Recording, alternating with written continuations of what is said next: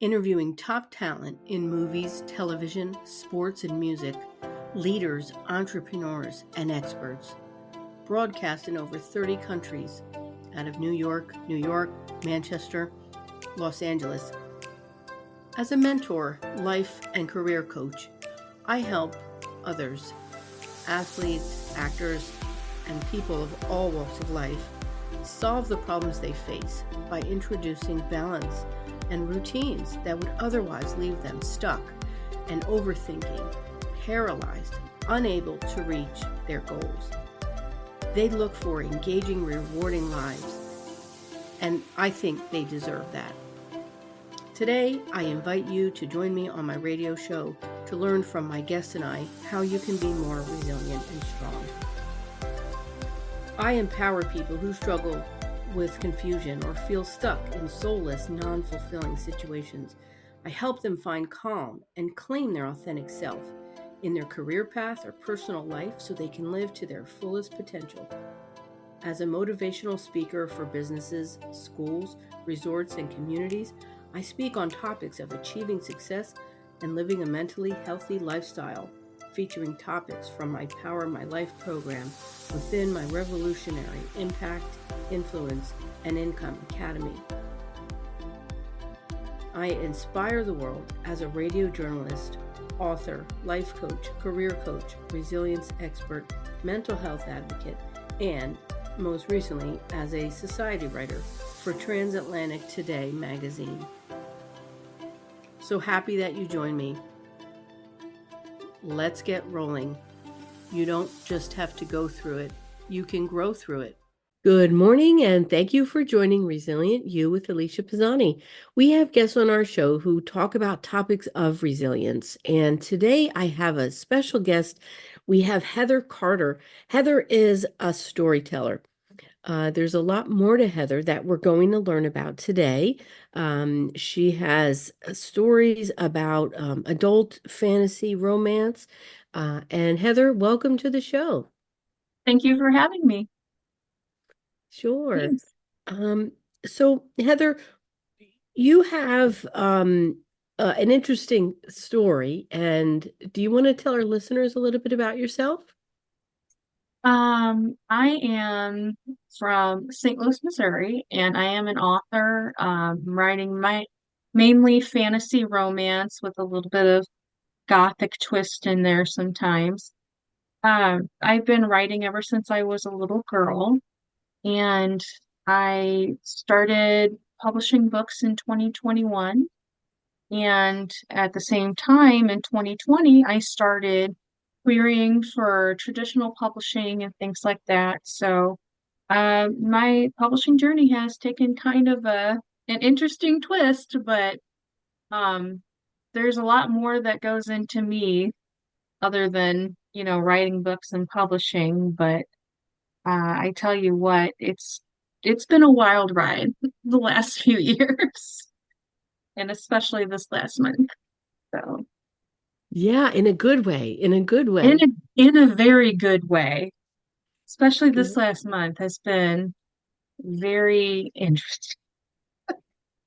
Good. Well, I've had other authors on, and some of them are self-published authors. Others try to go that self-publishing route. Some succeed. Again, I know that it's not easy, especially with so much competition out there, and it's not so much that everyone goes the route of traditional publishers now. So, do you want to tell our listeners a little bit about your journey with your recent book deal, I'll say? Yes.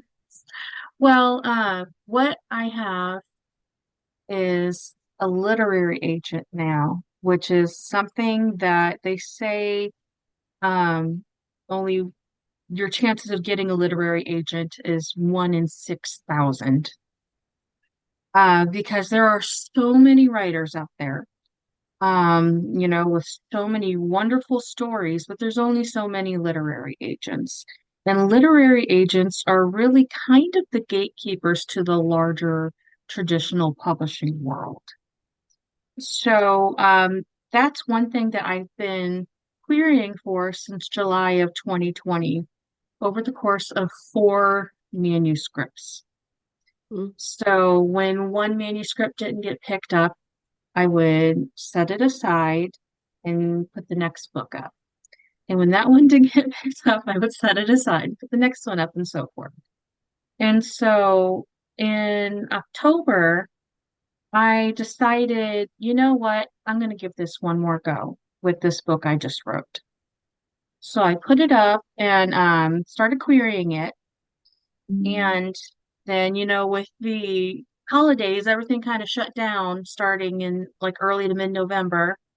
And then in January, my inbox just started exploding with all these positive emails with requests, with offers, and things like that. And then the end of January, I signed with my literary agent, Ramona Pina of Bookends Literary. And so, yeah, and so there's still some steps to go. Publishing is a marathon, not a sprint, but she's very excited, enthusiastic about my story, and I'm very positive about the direction things are going. Wonderful. Well, that's amazing. One in 6,000. And I know that after, these few years you've been trying, not giving up. I know myself, I wrote my memoir and I started querying maybe 25, agents. I didn't I and then I stopped. So I have this thing on the back burner, and um my journey is a little interesting too. After putting it on the back burner, I said, let me try and write it as a script. So I did Mhm. a script for a TV pilot and I submitted over the summer and I was a quarter finalist. Oh, that's awesome. So here I am with this, and I have other books too. I have these self-help workbooks that I've self-published. Here it is. One is Emotional Strength Explained. That's for anybody starting on their journey of wanting to change. And another one, which is a book I did with my daughter for kids, for basically caregivers to help them with self-regulation, for in that younger age group. So I've done that self-published, but the memoir is my baby, right? That's my life Yeah. story. I want to give hope and inspire others, but I wanted to go the traditional route. So it's interesting that I now tried something else. I was persistent and it and it's now kind of maybe taking a turn, you know? Yeah. So I liked when you said that you wanted to come on the show and you wanted to talk about persistence, because I know going through that, trying and, even writing different things and putting each one out. How did you deal with that when you queried and you didn't get the responses that you were looking for? Did you have It, anything that you did personally, or how did you keep that positivity? well, the first rejection I got, I was a little spitfire and I printed that sucker out and I framed it and put it on my wall. So, because I knew that querying, they call it the query trenches for a reason, because it is an emotional thing. It can be emotionally up and down querying. And I knew that that first rejection meant that I was in the game, that I was just starting the journey. And so I hung it on the wall. I still have it like on my wall above my desk right now. And it was like a badge of honor. So that first one, I was like, okay, I'm pumped. I'm ready to go. This is it. And then the next rejection came, and the next rejection came, and I started, compiling them, and I could probably, just put them in a fireplace and have a fire going for hours with the amount of rejections that I acquired. So there were times where it really did weigh down on me. And being a neurodivergent woman, I'm a little more sensitive, I guess you could say, than like the typical person might be like emotionally sensitive to certain things. And so there were times where it really got me down, but having people in your corner that will hold you up and support you and say, no, we got you, keep going. And so even on those days where I didn't feel resilient, where I didn't feel like I wanted to persist, I had people who were, holding me up and carrying me through that until, I got my second wind again and I was able to keep going. And so in turn, I want to do that for others. Wonderful. Oh, I love that. Now, when you say neurodivergent, some of our listeners may not be familiar with that term. Can you tell us a little bit about that? Yes, I have autism and I have ADHD. So, neurodivergent is kind of a catch-all term for a certain type of brain differences and like a set of diagnoses. And in my case, that's what that means is autism and ADHD. Wow. Okay. So even having the different brain, I'll say, Mhm. um, um, how how has that been? Like you say that you've been writing since you were a child. Has that always been something that you've just been good at? Yeah, it's something that because I was just a little book dragon as a child, I just Mhm. devour all these books and the only thing I ever really got in trouble for as a kid was staying up too late and reading. So, well, aside from like being a little disorganized or whatever, but like um that I can remember was just devouring all these books and just hyper focusing in on that and being in my own world. And it just kind of spilled over into writing whenever I got a little bit older and I could write because I was just so full of these dreams and these stories and, things that I just couldn't settle down that I needed to get them out somehow. So I started writing. I filled up notebook after notebook after notebook with my stories. Wonderful. And yeah, I just dreamed of being an author one day. Oh, So wonderful. Well, I'm honored and privileged to be with you here today because it sounds like you're on that path and you're close. You're so close. And yeah. um so did you have any books? Well, first, thank you for sharing that with our listeners. I know that there's a lot of young people out there who are that same way. I was the same when I was growing up. I was introverted and I loved reading. I always would look forward to that, despite whatever happened in my day. It was always something to turn to and escape from the regular world. So that is something that's amazing. And my daughter is also she has ADHD. And so it's amazing how she can function with different things going on. And where someone like me might think, oh, I need quiet to focus, or I need something. It's just amazing to see how all of our brains are different, right? So it's just amazing to see that you've overcome those challenges and you're able to put them into something, and now you're excelling, exceeding, and motivating others. So, yeah, Heather. So this is wonderful. Um, so how did you settle on writing the adult fantasy? How did that transpire? Well, that is an interesting story. I've always loved fantasy.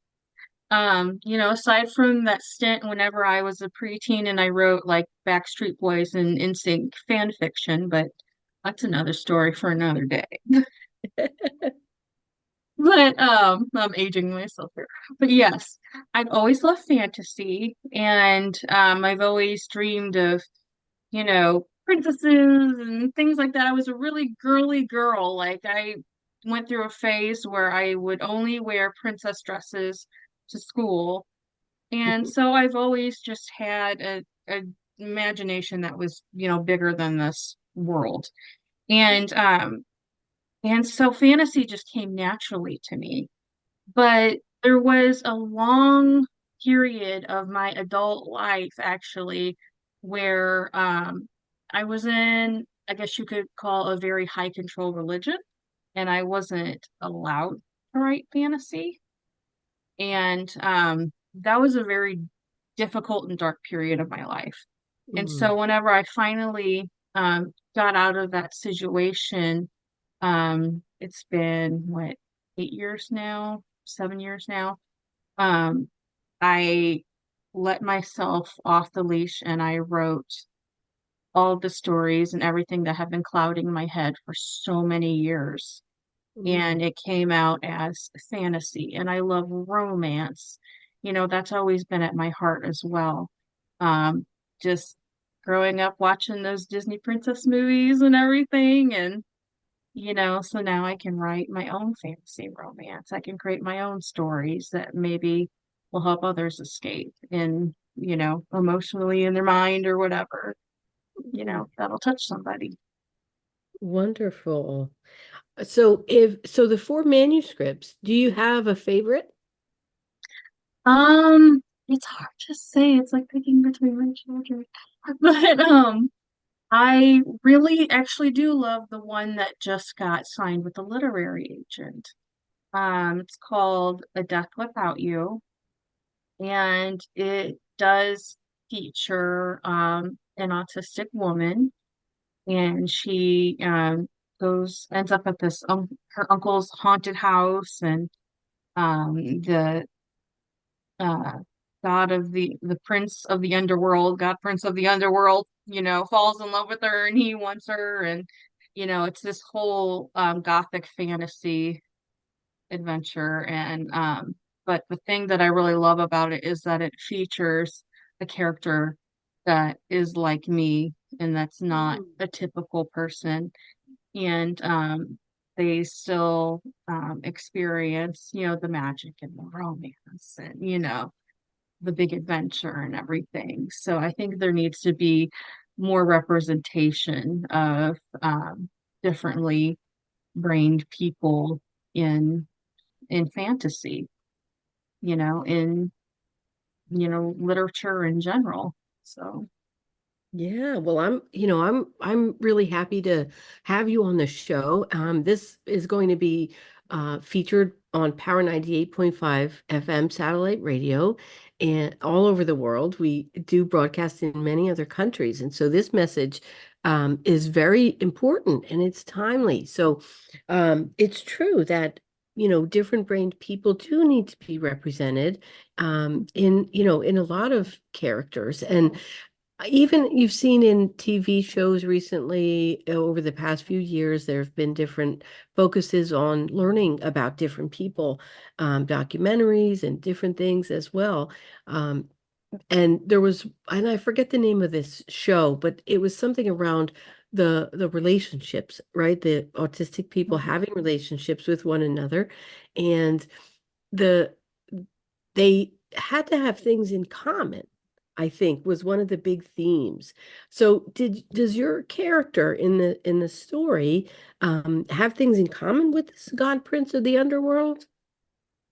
yes, they both love like paintings, or they both love, cats, and they're both like sensitive. Like he is kind of a hardened exterior type person, but he gets, really soft and sensitive for her and everything. But they both just feel kind of a little bit on the outside of things. Mm. So, and then there's the whole, destiny thing, and it's a really amazing, connection that they have. And like I've been married to my husband, it'll be 20 years this November. Mm. And we still have that connection, and I still feel like, he was kind of my soulmate and meant to be kind of thing. So he's the inspiration for, a lot of these stories. Oh, how wonderful. I love that. That's amazing to have that creative mind and that availability to bring these characters to life through the I can't wait for the book to come out. So nice. So when I first saw you, Heather, one of the things I'll bring to our listeners' attention, you should go out there and find Heather online. She had a post that was telling people not to let anything hold you back. Um, do you want to talk about that post a minute, that video that you do you remember that putting that Yes. out? Um, that video I filmed, um, whenever I had gotten the offer from my agent, and I was still like stunned because of everything that I had been through that had led up to that point. I went through so much. Like I had like trauma that I'm carrying. I've had the querying journey itself, and then, my self-published book journey, and just all these dreams that have survived so many things.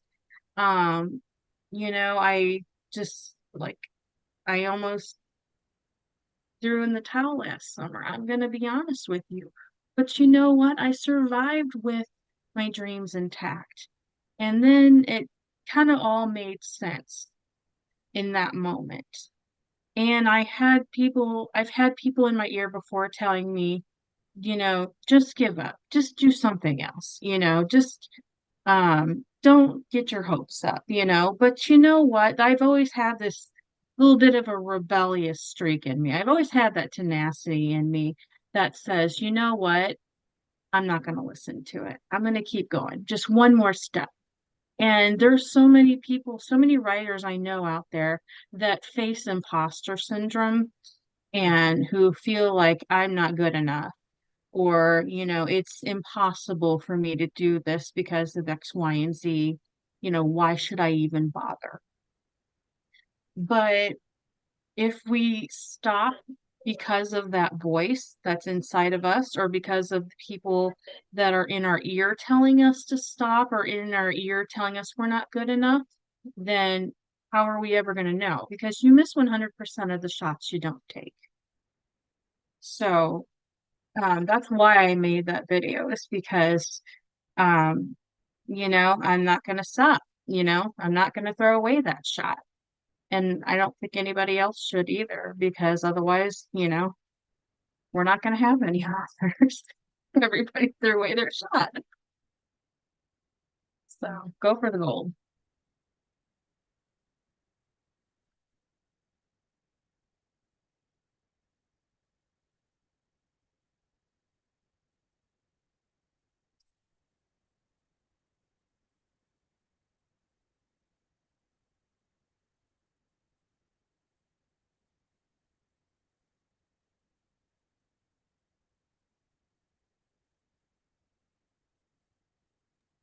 Sorry, my phone was ringing and I didn't want the message to interfere, but no worries. I'm going to edit this part out and then we'll pick it up. So, Okay. yes, imposter syndrome, and you you miss 100% of the shots not taken, and go for the gold. I got it all.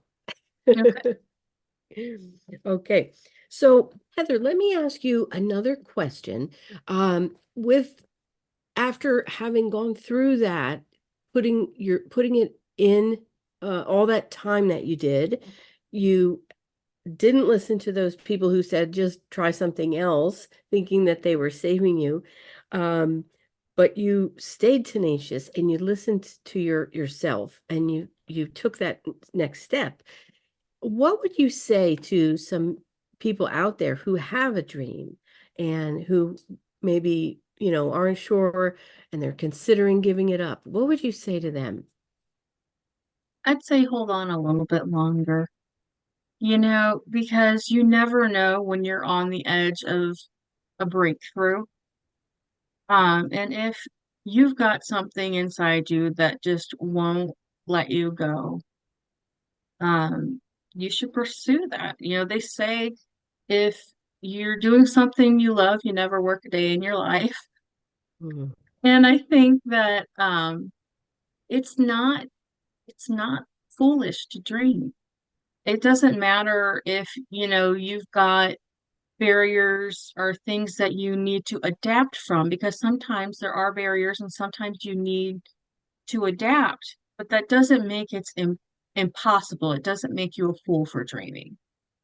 So, don't give up, just don't give up because you never know.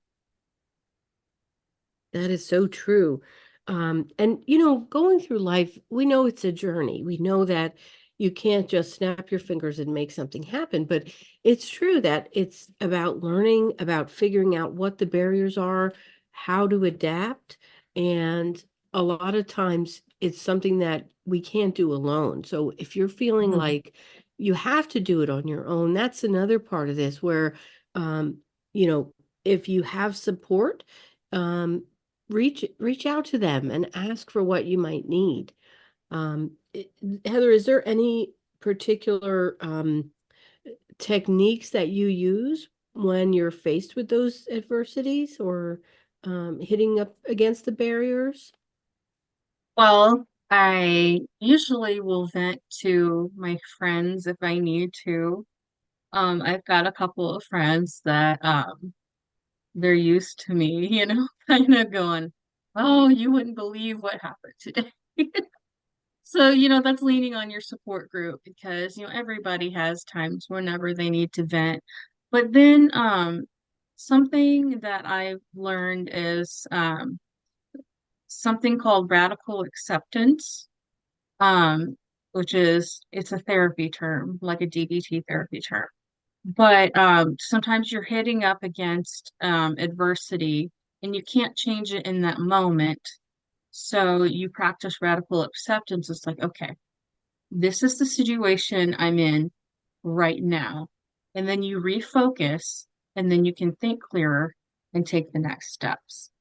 So whenever I'm faced with adversity, I just remind myself that, okay, this isn't forever.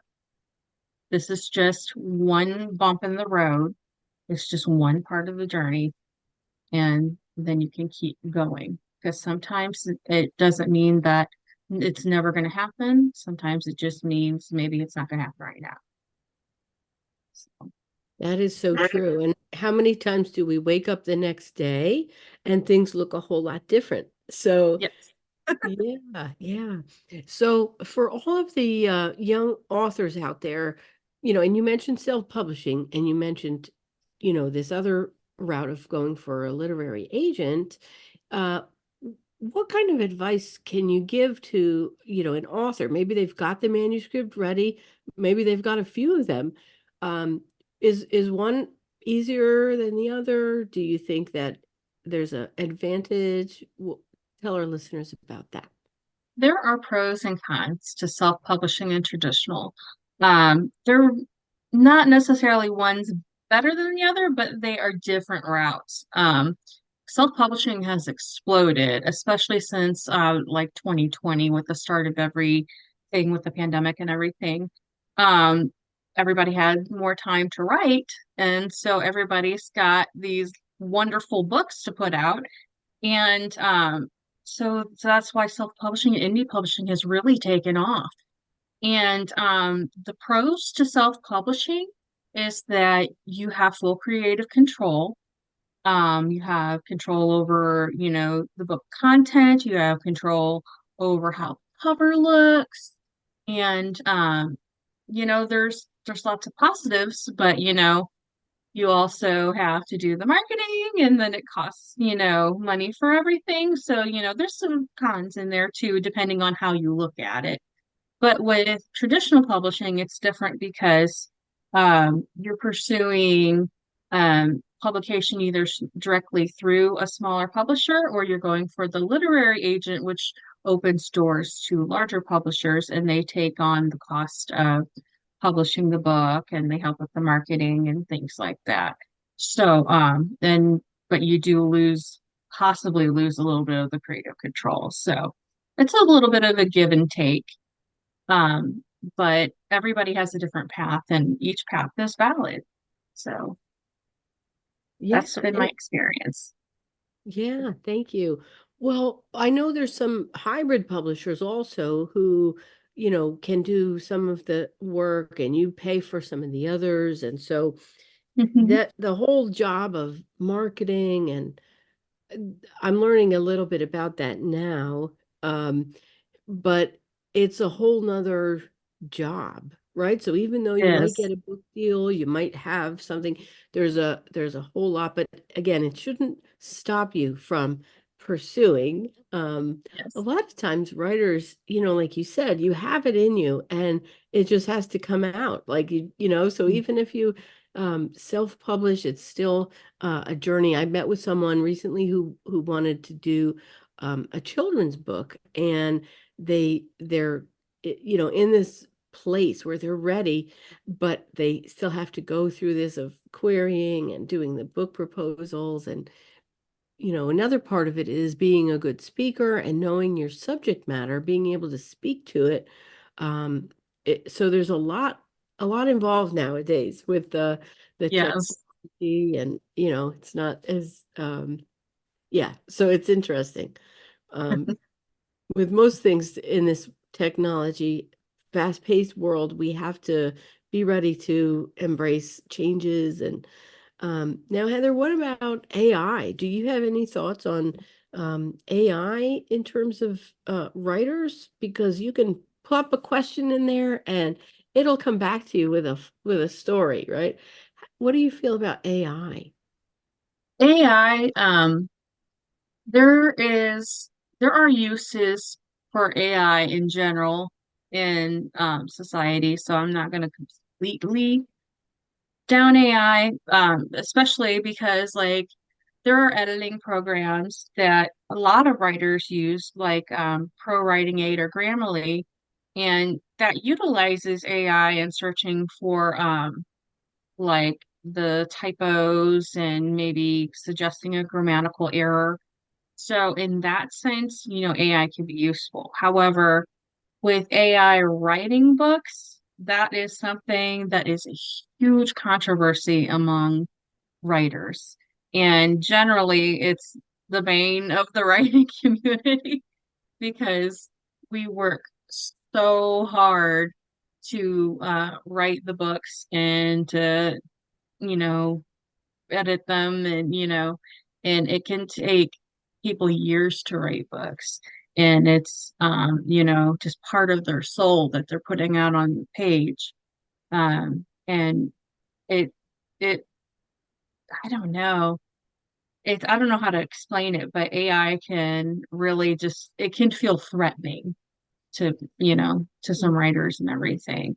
So it's interesting to see how the future will go with AI. I'll just leave it at that.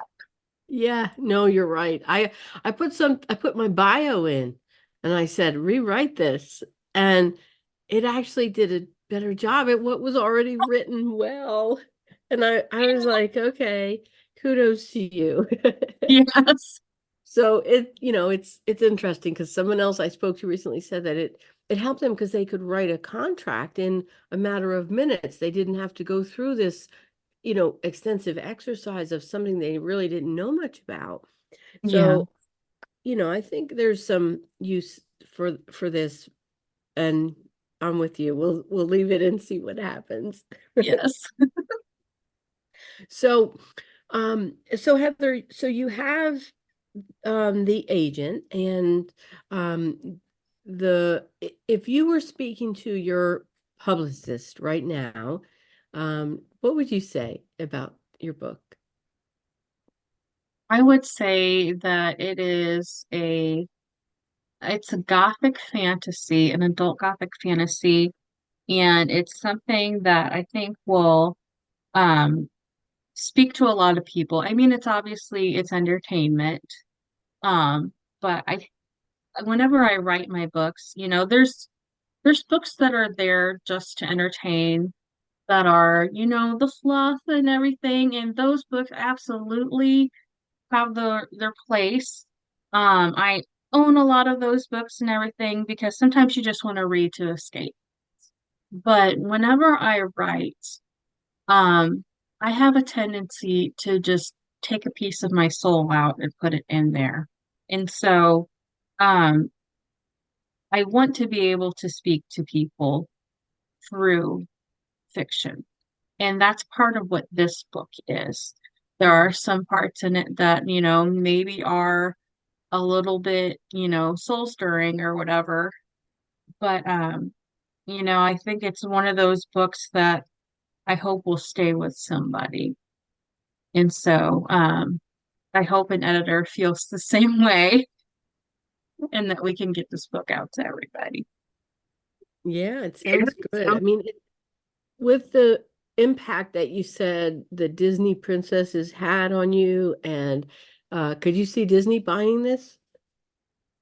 It would probably be well, it's an adult book, but I could, foresee it being remade, in like a movie on Disney Plus, like on the adult side or something like that.